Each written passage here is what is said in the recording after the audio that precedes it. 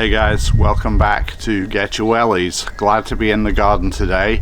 Wanted you to join me for a project, but first of all, as always, why don't you get your wellies? Meet me in the garden.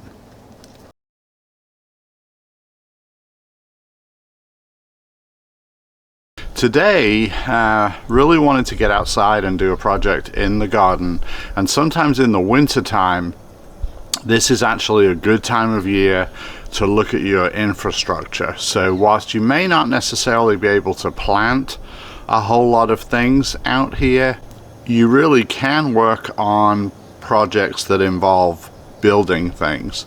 So that can be beds. I built beds last year, some raised beds out here. It can be getting pots kind of ready. But since you can't plant a lot, it makes sense to look at what do I want my garden to look like. Are there any additions that would be things I could build? So my project for today is to put a cold frame over the top of this first bed, and to do that I'm going to make basically just a plastic cover hoop house, a small one, to where I can lift it up at the front, prop it open when it gets warm outside, but for while it's cold it'll add some extra warmth in there for seedlings.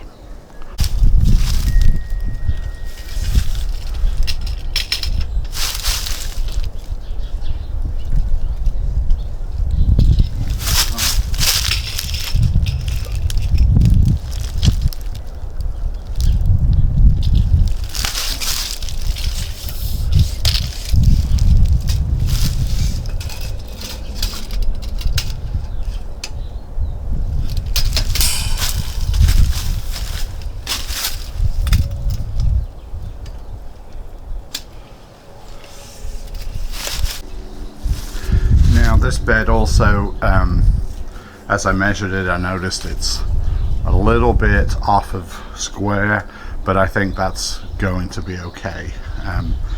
But we'll see. There's a little bit of wiggle room there, so hopefully it'll be okay. Alright guys, so I have cut the wood, and these are not connected yet, but I'm going to go get these fixed to each other, and probably I will see if I got any L brackets to do that for the corners. The other way would be to do like pocket hole joints, but honestly I want to kind of throw this together and just use it, so I'm not just all bent out of shape without getting it perfect. If it works like I want it to, then I could see building one for the next bed a little more carefully, and either buy treated wood or paint it where it's protected somewhat from the weather. But this is really a temporary thing for the springtime, until the springtime. So I'm gonna go see if I've got some stuff to get this put together. I'll be right back. So guys, I use these L brackets to connect the pieces of wood together on all four corners. This lies almost completely flat when I put it on the concrete floor. It's off just a little bit, but I can live with that. The weight of it'll kind of settle a little bit anyway after time. So that's how I put it together. So as you can see, that makes a rectangle of wood which should fit right on top of the existing bed. Now the other parts that I have to this, I'm using a 3-inch screw. These actually have, it's a coarse thread 3-inch screw, and it has like a Torx or star bit that comes with that, which the only thing you have to be careful of here is you don't go all the way through the wood. So what I have done is, as I have put them in to the wood, and this is to hold the hoops on, I'm going to show you that in a second, but you want to just make sure, hold another one up against the wood so you don't screw this in and go all the way through. Now I have spaced these out evenly along the wood to make the hoops, and again I'll show you that here in a second. But as I was saying, when you screw these in, you'll want to make sure you don't go too deep. The easiest way to do that is to hold one next to it to make sure you don't go all the way through. If that makes sense, I hope it does. And basically you're just going to measure this. Obviously it's about 12 inches, just a little bit over for each screw. This one's already got the hoop on it, and I put duct tape here. This is just to help secure it till the polythene is over it. This is PEX. The tubing that I'm using, you could use PVC, but this is much more flexible and it's going to tolerate getting frozen a lot better than anything else, really. So this is a it's 3/8 inch PEX, and it will actually slide over the top of your screws. So you'll place your screws on both sides, and then I'm going to just check the camera. So you're going to make sure you put your screws in on both sides, and then you can slide your PEX right onto there. Now these come in, I believe these are 5-foot sections of the PEX, and all you're going to do is pop it on the screw on one side. Trying to stand out of the camera a little bit. There we go. Slide it on one side, and it slides down, and bend it over and match it up on this side, and you'll repeat that for all of the others.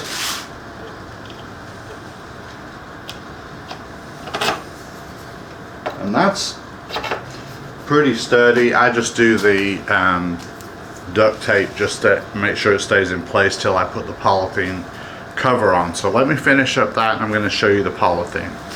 Okay guys, so here's what it looks like with all of the vertical ribs installed. Notice too, I did put another piece of PEX through the top. This is like an extra rib, which makes it somewhat more sturdy.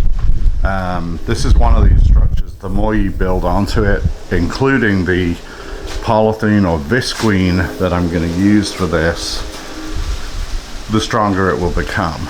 So let's go ahead and put the visqueen on. What I chose to use was a visqueen from Ace Hardware, so you can get it at any hardware store. It's a 6 mil, so it's about the thickest I could find. Now all of these plastics, you could use a smaller one too, but they're subject to deteriorating in the sunlight. But the 6 mil should last for a while, should last a couple of seasons, so we'll see.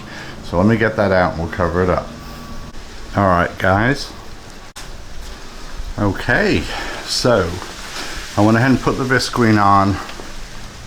See, I gathered it up at the ends here, and basically I just went around, stapled it all in at the bottom, and put a fair number of staples in here, just because this is a pretty lightweight structure. Honestly, I don't know how hard wearing it's going to be, but I'll let you know. Maybe don't rush to make one just yet, because we still got maybe some more snow coming. This thing may get a bit more of a workout than I really wanted it to have, but inexpensive. The parts that are likely to fail on this, obviously the plastic is the most likely. That was not terribly expensive, and I got plenty in that roll to where I can make another cover if I need to. That's a pretty big roll, and it was like 30 bucks, but it's heavy, so we'll see. The other thing I could do, if it's just a matter of it tearing where I've stapled it, would be maybe put a strip of wood a thin strip to help hold all of that down, but I just want to kind of give this a try. Now the bed that I'm looking at, we'll discuss what's in there now that's going to come up, and then what I could grow right now in there while we're waiting on those. So we'll go take this to the bed next, and I'm going to use a couple of hinges to put this on so that I can easily lift it back to see what's going on inside the bed. So we'll do that next. So guys, here's the finished product, ready to have some things planted under it. Stapled all the way around, trimmed it up a bit, got hinges on the back, that way we can open it like this to get to the bed to work. Now I was going to tell you, I actually planted tulips down each side of this bed, but in the middle I have nothing yet. And what I'm thinking about doing is putting some radishes in there. We can prop this part way open so it'll let some of the heat out.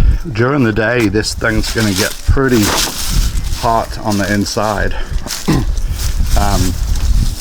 just from the sun. So during the day we can prop it open. Just take a stick and prop it open.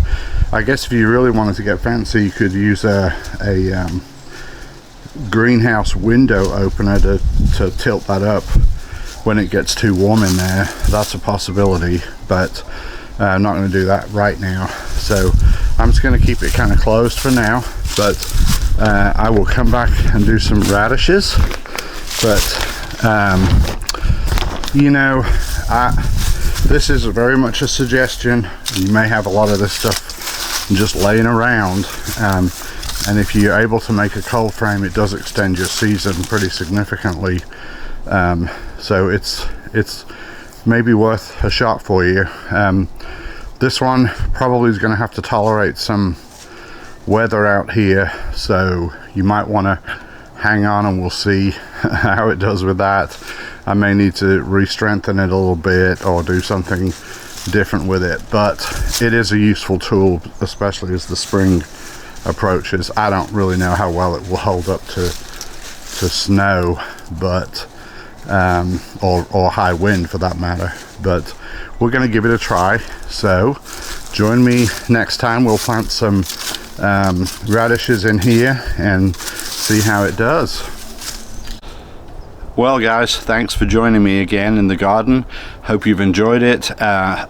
You know, you don't have to follow the plans of what I just made exactly. You can probably already see there may be some flaws there, and you can certainly spend a little more money and fix those flaws at the outset.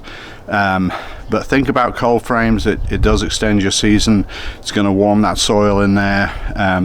I've got tulips in 2 of these beds, and so it'll be interesting to see how much quicker do the ones grow with the warmth in there versus the ones just left out to deal with the cold. I suspect it'll be significant, and in the meantime we'll definitely do some radishes and things like that. Okay, and as promised on the last video, I told you I would give you an update for those interested in the AeroGarden. These are lettuces predominantly, and then at the back here we got a couple of basils. Those are slower, as you'd expect. This room gets a little cooler than other places in the house, especially at night. Bok choy in this one is coming along great.